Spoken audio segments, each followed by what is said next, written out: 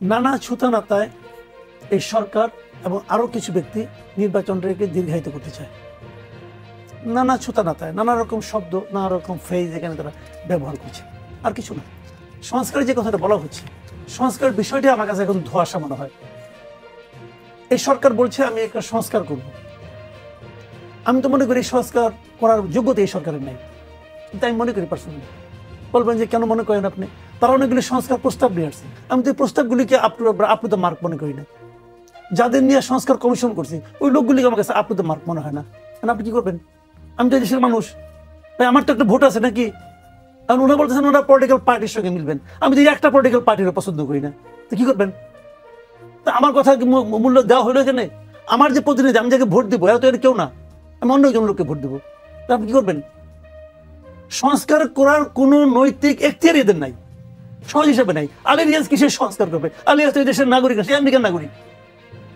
Doctor Ali Riaz American নাগরিক ভাই, আমেরিকার একজন নাগরিক এসে আমাকে সংবিধান শিখাবে? আমি শিখবো না তার কাছ থেকে, তার কাছ থেকে আমি সংবিধান শিখবো না, কথা পরিষ্কার। ওই কমন সেন্স দিয়ে বড় কাজ হয় না। উনি কি সংবিধান বিশেষজ্ঞ? কমন সেন্সটা ইম্পর্টেন্ট। উনি কি সংবিধান বিশেষজ্ঞ? উনি তো সবকিছু করতেছেন। ডক্টর ইউনূসের একটা বিদেশ প্রীতি আছে, সবসময় আছে। দুই কলম ইংরেজি বলতে পারলে ওনার খুব পছন্দ হয়। উনি ওই লাইনের লোকজনকে নিয়ে আসে, রাজনৈতিক দলগুলোর সঙ্গে লিয়াজ করার জন্য নিয়ে আসছে মনিরাদেরকে। মনিরাদের আমেরিকান নাগরিক। আমাদের গণমাধ্যম সংস্কার করার জন্য নিয়ে আসছে কামাল আহমেদকে, ইংল্যান্ডের নাগরিক। আমাদের শিক্ষা কিছু বুঝে না, আমাদের আইন আমাদেরকে ফিডার খাওয়াচ্ছেন, উনি বললেই হবে। ভাই পরিষ্কার কথা, আমি ডক্টর ইউনূসকে মানে অসম্ভব শ্রদ্ধা করি, কিন্তু ওনার এই সমস্ত আচরণ আমার পছন্দ না। ওনারা নানা ছুতা নাতা এটাকে দীর্ঘায়িত করতে চান, কি কারণে চান তাও ক্লিয়ার। উনি কিছু এই ওদেরকে বলছে তোমরা একটা পলিটিক্যাল পার্টি করো, ওনারা পার্টি করছে। এই পার্টির লোকজন ভালো মতো চিনে না, তখন চেনানোর জন্য ওনার কিছু সময় দরকার। হিসাব তো আমি এইভাবে দেখি। কারণ আমি বললাম যে তোমার কথা ঠিক না, হ্যাঁ ঠিক না, ওকে ঠিক না, আসেন আলোচনা করি, আসেন ইলেকশন করি। সংস্কার করবে জনপ্রতিনিধিরা, কথা পরিষ্কার। জনপ্রতিনিধিদের একটা ম্যান্ডেট আছে।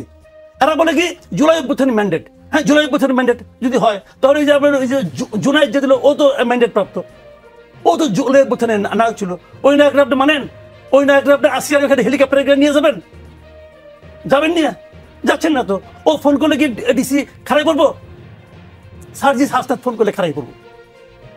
ভাই এগুলি আমরা বুঝি, আমাদের এগুলি বুঝাই তো লাভ নাই, ভালো মতো বুঝি। কাজে এই দেশের মানুষ সব বুঝে, ওনারা কি চাচ্ছেন এটা আমরা বুঝি। এই সংস্কার কেমনে? আমি তো বললাম তোর ভাই, ডক্টর আলী রিয়াজ কি জনপ্রতিনিধি? এনজিওদের সংস্কার কমিশন দিয়ে রিপোর্ট দিয়ে পলিটিক্যাল পার্টি মানবে আমি মনে করি না। ইতিহাস কিন্তু দ্রুত হয় না, ইতিহাস কিন্তু একটা পুকুরের মতো। ধরেন আপনি একটা পুকুর খুঁজলেন না, যত গভীরই করেন এর পানি কিন্তু প্রথমে একটু ঘোলা থাকবে, তবে ধীরে ধীরে ধীরে ধীরে এটা কিন্তু থিতাবে যখন, তখন আপনার পরিষ্কার পানিটা পাবেন। ওটা হলো ইতিহাস। আমি তো মনে করি ওদের সবারই একটা করে বই লেখা উচিত, এবং সেই বইগুলোর মধ্যে এরকম সবাই তো যার যার মতো করে দেখছে, অন্যের হাতি দর্শনের মতো, কিন্তু সমস্যা নেই। যখন সবাই তার দেখার কথাটা বলবে তখনই আমরা একটা প্রকৃত হাতি দেখতে পারবো। দেখেন ওখানে কি রেখেছে আসিফ মাহমুদ, প্রথমে আপনি পড়ছেন, আমি কিন্তু খালি একটা শব্দ খেলে আমি এখান থেকে নোট করছি, সেটা হলো শুনলাম। শুনলাম ওরা গিয়েছে, উনি কিন্তু বলে নাই আমি দেখলাম গিয়েছে, উনি শুনেছেন কারো না কারো কাছ থেকে। সেই শোনাটা ভুল হতে পারে, এবং উনি যে বললেন শুনলাম গিয়েছে, তারপরে আজকে হাসপাতাল বলছেন আমি যাইনি।